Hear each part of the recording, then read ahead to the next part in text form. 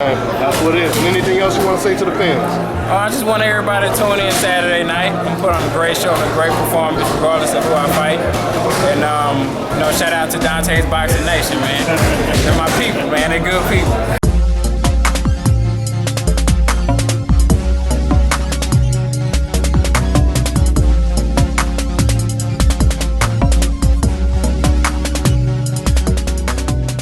Dante's Boxing Nation, what's going on, guys?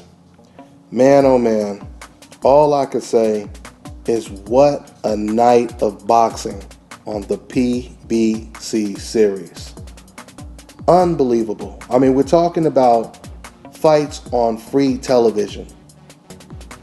Congratulations to Joe Smith Jr.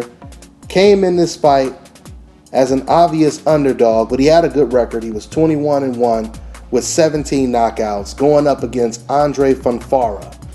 And what's so interesting is ever since Andre Fonfara signed with Al Haymon, he's been fighting regularly. He got a signature knockout win over Julio Cesar Chavez Jr. He won a war against Nathan Cleverly. And now he gets put in the ring with Joe Smith. I'm going to tell you right now, when you're fighting on the PBC series and you're in the main event, 9 times out of 10, you are not going to be in an easy fight. You are not going to have an easy opponent. Once again, when Julio Cesar Chavez, when he first signed with Al Haymon, he was thrown in there with Fonfara and he lost. When Miguel Vasquez signed with Al Haymon, he was thrown in there with Mickey Bay and he lost. Now it's Fonfara's turn. So Fonfara, he gets knocked out in the first round. And as long as this fight lasted, guys, it was exciting. So right away, Fonfara, as aggressive as he is, he jumps all over Joe Smith. And actually, it was Fonfara that struck first. He was the one that hurt Joe. He staggered him with a punch, and then he just jumped on him with a barrage of punches. And while Fonfara was throwing caution to the wind, thinking the fight was almost over or he was about to get a knockdown, he gets caught with a clean-ass hook out of nowhere that he never even seen.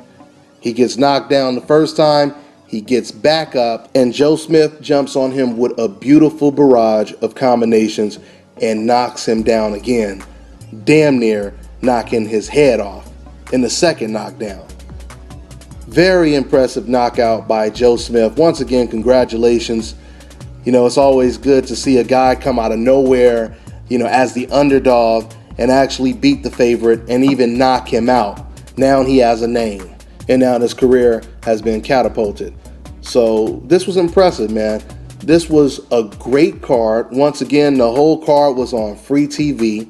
You know, I'm not a big football or basketball fan, but all my friends, of course, are, and you can see how much they enjoy sitting at home, getting to watch the playoffs or whatever game it is, right? And it's like, that's how I felt tonight. Overall, this was one of the best fight cards this year. And I said, keyword, overall. From the first fight to the main event. And even after the main event, they had bonus fights with undefeated fighters going against each other. Okay? The card opened up with Rashid Warren winning a title, avenging a loss in his very last fight against an undefeated fighter, against Payano. Then the second fight is one of the best prospects in all of boxing. Matter of fact, 2015 DBN Prospect of the Year, Erickson Lubin, he's going up against a very experienced, tough knockout artist with 38 wins and 34 knockouts and 4 defeats, Daniel Sandoval. Then we go to the main event.